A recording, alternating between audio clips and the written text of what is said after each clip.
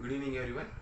In the last class we have seen that what is reflection, and we saw the laws of reflection, and we derived how to find the angle of deviation, and finally we discussed about the image formed on the plane mirror. Is that clear? So now we are going to start the new topic is called the properties of image formed by plane mirror. Properties of image.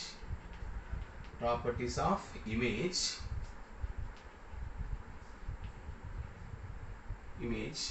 formed by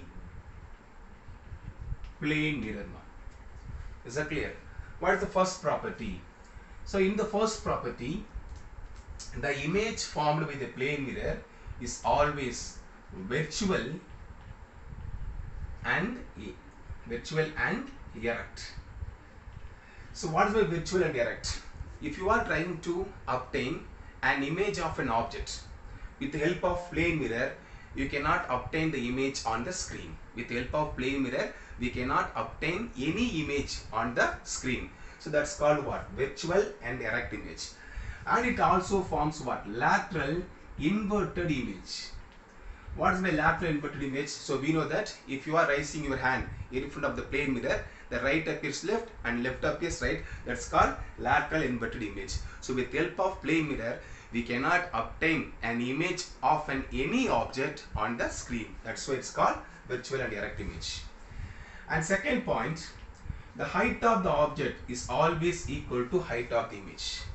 So the height of the object is 5 meter. The image appear on the screen also will be a 5 meter. And the third property we already discussed, that we derived also, that is the object distance always equal to image distance. Object distance always equal to image distance. Now this is the three property. Now what is the fourth property? So you may have experienced, if you go to any barber shop or any salon shop or beauty parlor, they will keep a mirror in front of you and behind you, and you can also see that the number of images on the mirror. Is that clear? So in this topic we can calculate how many images will form on the mirror. So here you can see that so OA is one kind of plane mirror and OB is another kind of plane mirror, in such a way that they are making some angle theta. Is that clear, So this will be quoted, this will be quoted. This is a plane mirror, this will be quoted. This side will be quoted. So which means the reflector is acting only on this side. So I am going to draw a line which is bisecting what? The angle. Exactly, it's called what? So this line is called what? It is bisecting the line, It's bisecting the what? That angle. Is that clear? And here you can see that. So this is called symmetry, which means here this side and this side is what? Equal, Which means left up is right, right up is left. That's called symmetry, we know that. Is that clear? So we have a formula to calculate the number of image formed on the mirror if we place any object between the mirror. Is that clear? The formula is n equal to 360 by theta minus 1. What is by n? The number of images when you place the object between the two mirrors. What is by theta? Theta is the angle between the two mirrors, and we are putting minus 1. This is the formula. Suppose if you are placing an object, on symmetry, if you place any object at this point, it's called symmetry, because this side and this side you can see, it is just inverted, It's called symmetry. If you place any object on this line which is bisecting what? The mirror equally, which is bisecting the angle between the two mirrors equally, that's called symmetry. If you place any object other than this line, it's called unsymmetry. Is that clear? If you are placing the object on this line, it's called symmetry. If you place any object other than this line, it's called unsymmetry. Is that clear? Suppose if I am placing the object on symmetry, is that clear? Or I can place the object in unsymmetry. Is that clear? Suppose if you get the value of 360 by theta is even number, is that clear? So the total image will be equal to, we have to minus with what? This 360 by theta, which means here you can see that the angle is 90, the angle is 90. So 360 divided by 90, that will be 4, So the number of image not will be 4. We have to subtract this 4 by 1. That will be 3. Is that clear? So simply I can tell you, if we get 360 by theta is a even, so we have to subtract this even number with 1. So that will be what? The number of image. Is that clear? That's why I told you, if you are placing the object in symmetry or unsymmetry, the number of image will be, we have to subtract with 1 when you get 360 by theta is even. Is that clear, ma? The question is, what happened if it is odd number? The 360 by theta is a odd. So there we will have a two case. The first case, we have to think whether you place this object in symmetry or unsymmetry. Before that we got even number, ma, so we subtract with 1. Is that clear? But now if we get 360 by theta is odd, we got the two case. We got a two case. So we have to see that whether we are placing the object on the symmetry or unsymmetry. So if you are placing the object on symmetry, so what we have to do? If we get any odd number, we have to with what? We have to minus with 1. Is that clear, mas? The first case, if you are placing the object on the symmetry, the 360 by theta is odd, we have to subtract with minus 1. We have to subtract with the minus 1. Suppose if you are getting this value as a 3, ma. If you are getting 360 by theta is a 3, so we have to subtract with minus 1, so the total image will be 2, ma. Is that clear? So if you are placing the object in unsymmetry, means what? Here, you can keep everywhere except what? This line. So that time will be what? So if you are getting this number is odd number, we have to keep the value as a same. We have to keep the value as a same. That will be n, ma. Suppose if you are getting 360 by theta as a 3, the answer is also will be 3, ma. Is that clear? So if you are placing the object on the symmetry, if we get 360 by theta is an odd number, we have to subtract with 1. Is that clear? And next one, if you are placing the object on unsymmetry, if you are getting any value is an odd number, we can keep the number as a same. We should not subtract with the 1 mark. So this is the fourth property, to find the number of the image formed on the mirror when you place an object on the symmetry or unsymmetry, when the two mirror making some angle. So what is the theta? Theta is the angle between the two mirror. Is that clear, ma?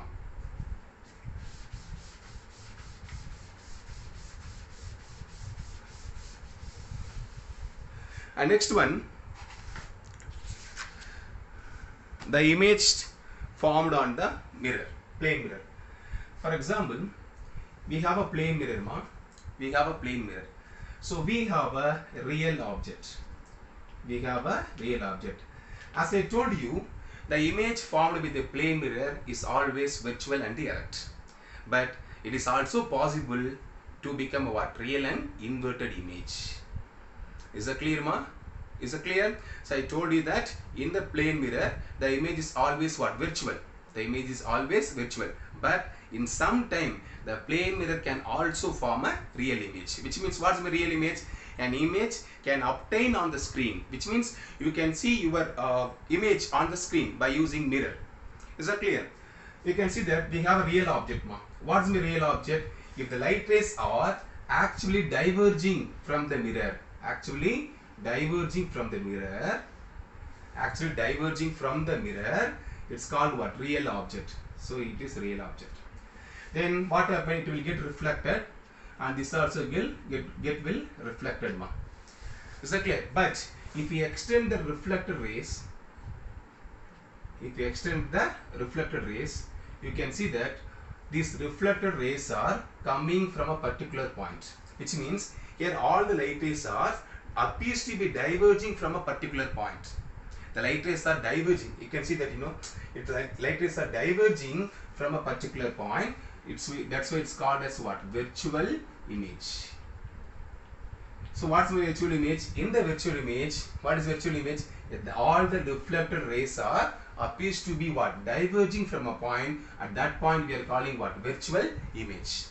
We are talking about the reflected rays, ma. Is that clear? What's the real object? In the real object, the incident rays are diverging. Actually, they are diverging. What is my virtual image?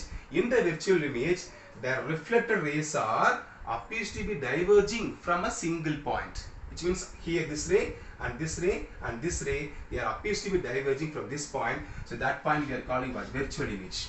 So whenever we are talking about image, we should say about reflected rays. Whenever you are talking about the object, we should talk about instant ray. So we keep the real object, we keep the real objects. That's why we got what? Virtual image. Is that clear?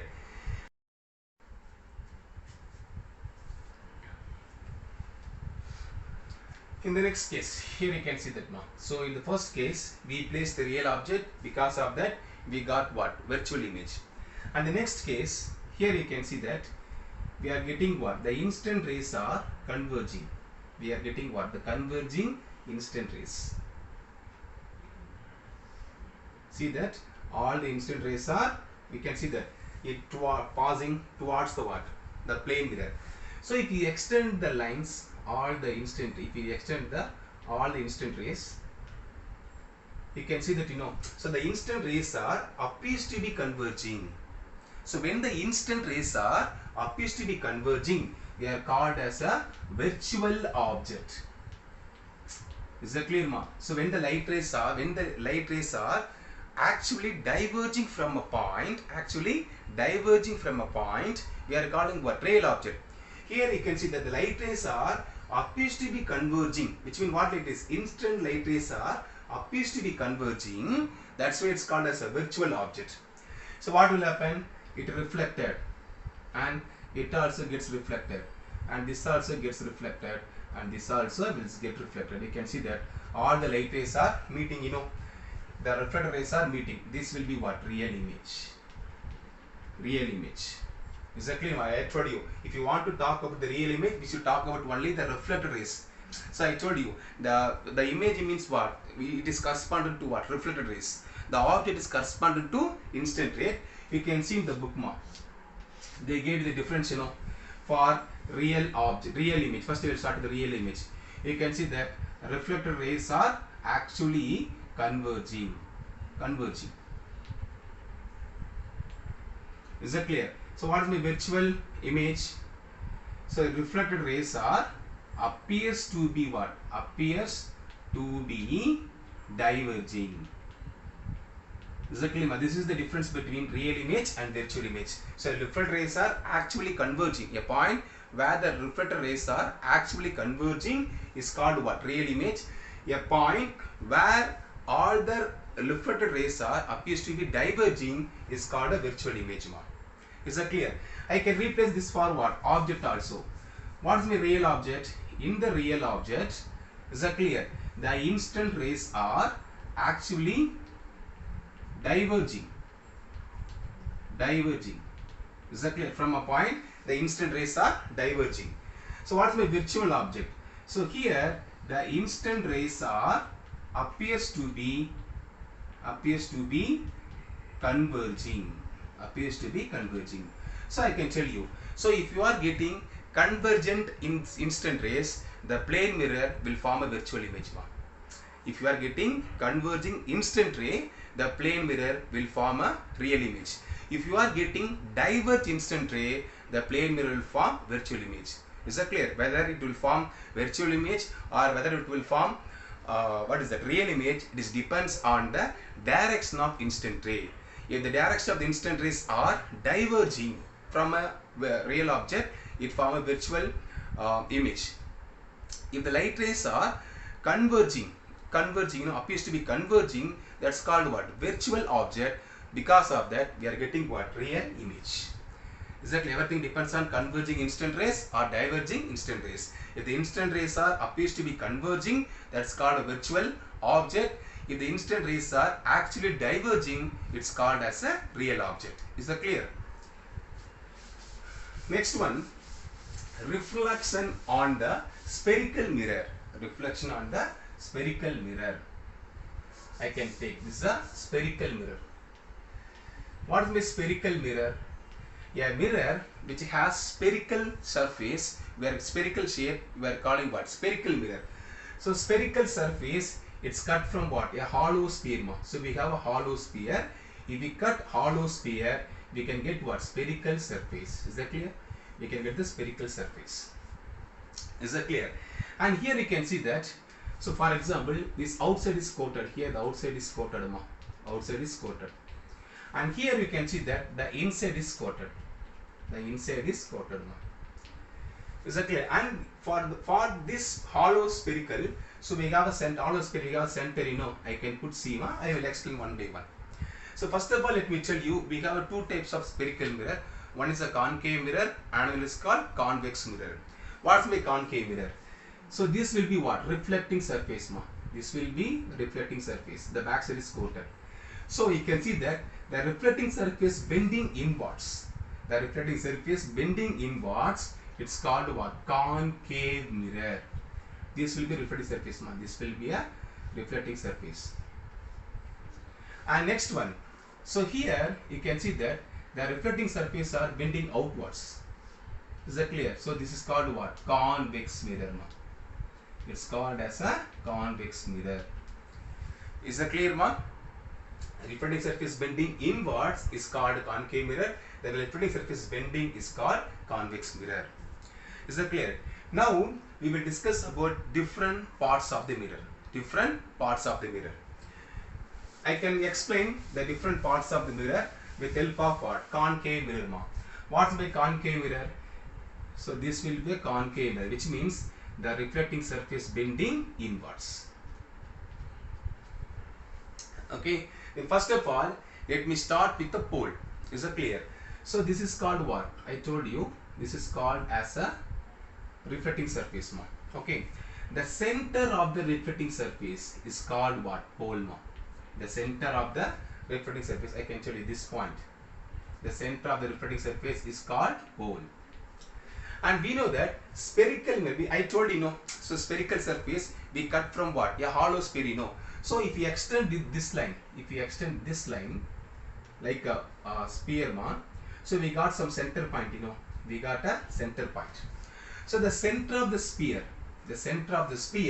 of spherical mirror, we are calling what? Curvature. The center of the sphere of a spherical mirror, we are calling what? Curvature. Is that clear? And next one,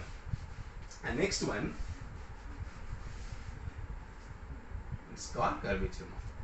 And next one, an imaginary line. It's an imaginary line which is passes through what? Curvature.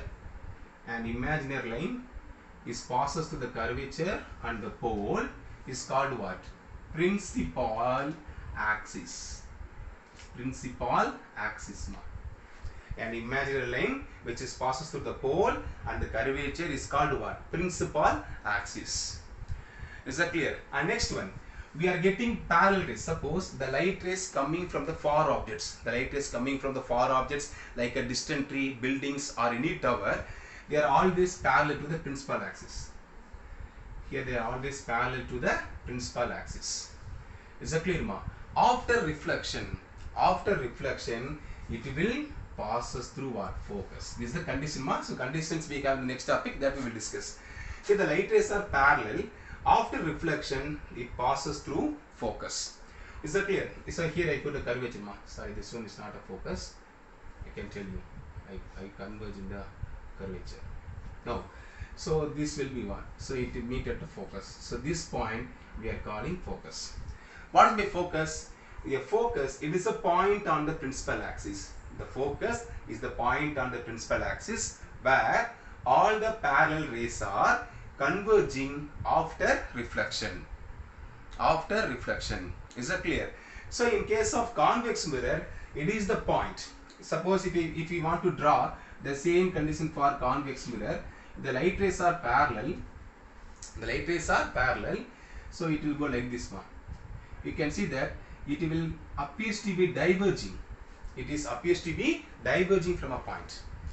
Yeah, it is also we can consider a point on the principal axis where all the parallel rays are appears to be diverging. Is that clear? So in a concave mirror, the principal focus is defined as it is the point on the principal axis where all the parallel rays are converging.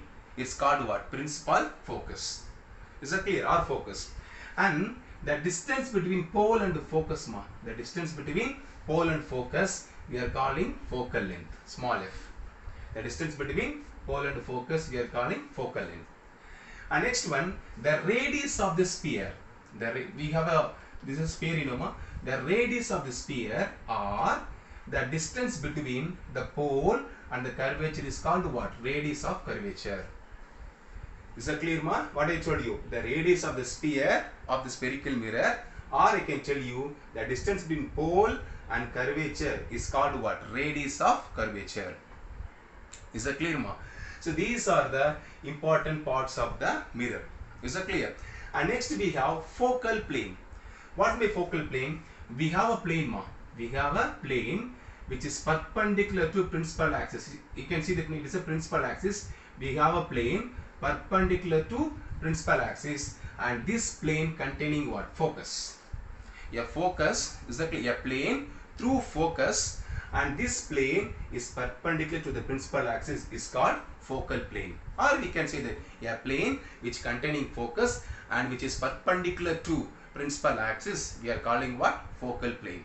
So these are the important parts of the what is that concave mirror. Also we can all the definitions are same for convex also, ma. Both are same. All the definition. The small difference is what? The concave mirror, it's a converging mirror. It means it will converge all the light rays at a particular point. So what is my convex mirror? It will diverging the light rays, which means so it will diverge all the light rays from a particular point, but this will converge all the light rays at a particular point. That will be differ. Only the focus will differ, ma. So here the light rays will converge after reflection on the principal axis called focus. Here the light rays are diverging after reflection, that's called focus, ma. Appears to be diverging, it's called a focus in the case of convex mirror. Is that clear, ma?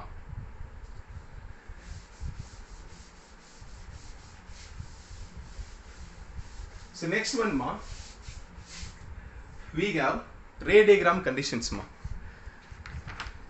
We have a ray diagram conditions, then after that we will discuss one by one. So if we take ray diagram conditions, ma.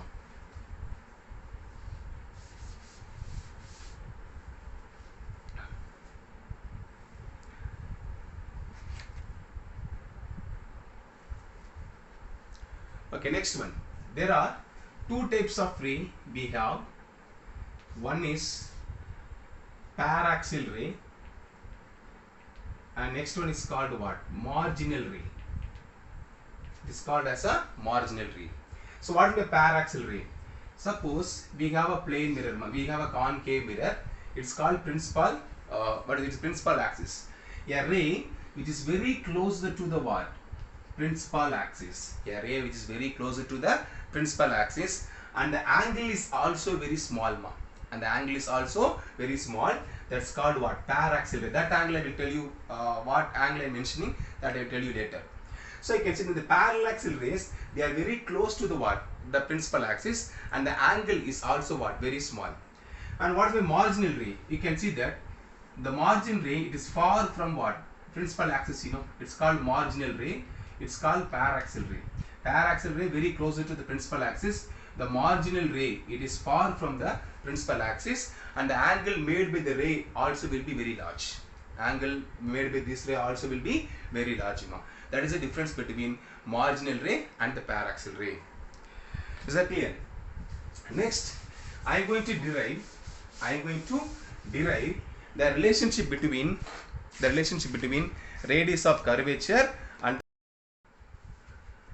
So in the next topic, the relationship between radius of curvature and focal length. So I am going to take a concave mirror, a concave mirror.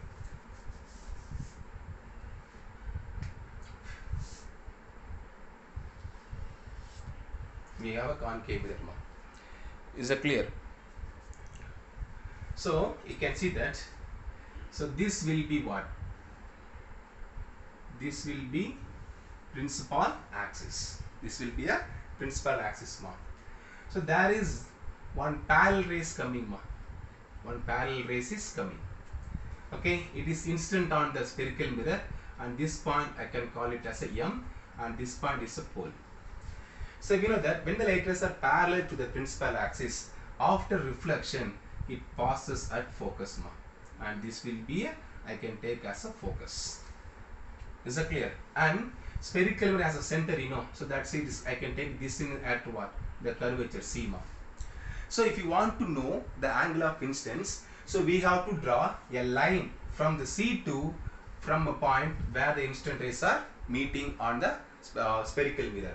So this will be I can take. Is that clear? So in the spherical mirror we are choosing C as normal. Whatever may be the angle of incidence or angle of reflection, we should always say from with respect to C. So this is I. The angle of incidence is I. So you can see that for this one, here you can see that for this one it's called a Z angle, Z angle, am I right? So I can take this is also will be I. This is also will be I. By taking the next one, for this angle you can take this side. For this side it will be Z angle, and we know that the total will be I, because according to laws of reflection, and this is also will be I, because angle of incidence equal to angle of reflection.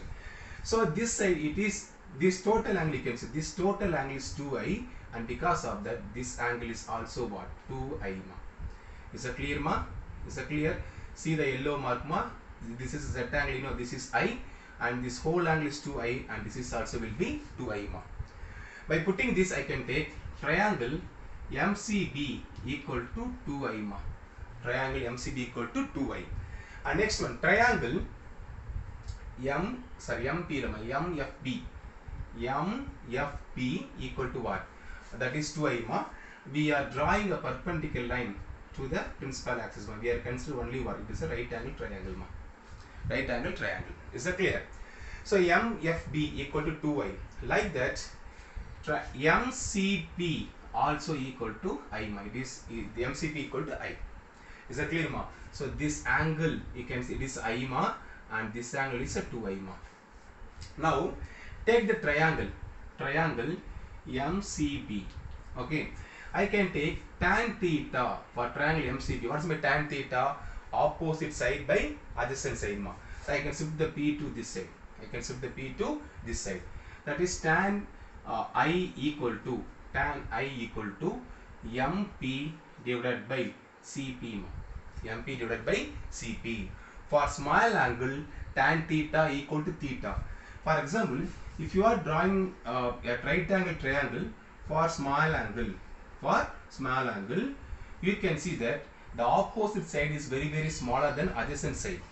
In those cases, tan theta equal to theta, which means, how do you say that tan 1 degree equal to 1, like that, ma. Is that clear? So that is why I can replace tan I equal to MP by D. For small angle, tan I equal to I, ma. So I can replace with I. MP divided by CP.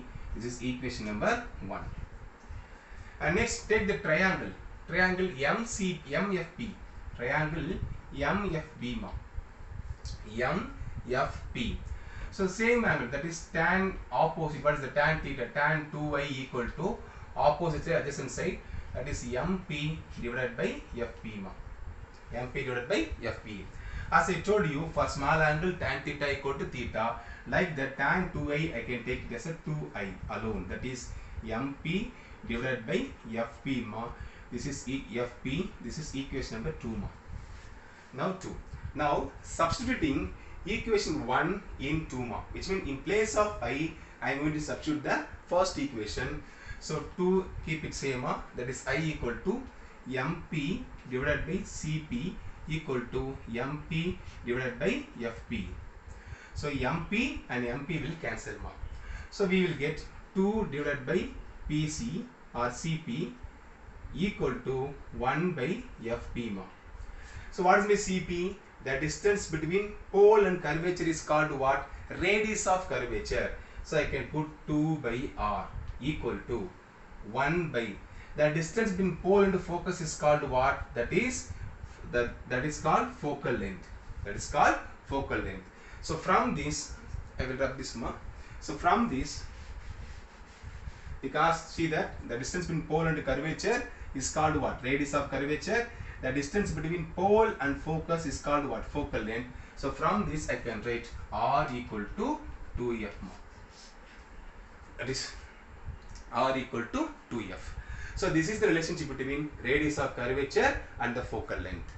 Is that clear, ma? So like using the same method, you can also derive for convex mirror. So this picture they are given in the book, ma. For convex mirror, the diagram is there. By using the same method, you can derive for convex mirror also. Is that clear, ma? And next one, ray diagram conditions, ma. Which means we want to know the light rays will strikes at different parts of the mirror, and we want to know what will be the direction of those rays after reflection. It's a plane mirror. It's a convex mirror. In the concave, I'm trying a concave mirror, ma. Is that clear? Suppose if the light rays are coming parallel, after reflection, it passes through focus, ma. This will be a focus. Is that clear? And second conditions. In the second conditions, so we have an object. Is that clear? But this time the instant rays are passes through focus. Instant rays passes through focus. After reflection, it will parallel to the principal axis. Ma. Is that clear? And third conditions, if the light rays are any light ray, if the light rays are passing through the curvature. So what I told you, for spherical mirror, C is normal, and we saw that when the light rays falls normal to the mirror, it will reflect in the same path. In the spherical mirror, C is normal, so it will reflected in the same path. Is that clear? And next one, if the light rays are passing on the pole, it reflected, and this time it will take principal axis as the normal. In this case C is normal, in this case C is normal, and this case also C is normal. But in the last case, when the light rays strikes on the pole, it reflected in some direction, and it will take what? This principal axis as a normal. So this is the four conditions of ray diagram conditions of concave mirror. Parallel to principal axis, focus means parallel, C means C, and so here when the light rays falls on pole, it reflected in the same angle by taking principal axis as a normal. Is that clear, ma? So today we discussed about, then first of all, the properties of plane mirror, and we discussed about the parts of the spherical mirror, and also we discussed about the relationship between radius of curvature and the focus. Finally, we saw that the ray diagram condition. Is that clear, ma? Rest of the things we will discuss on tomorrow, ma. Have a nice day.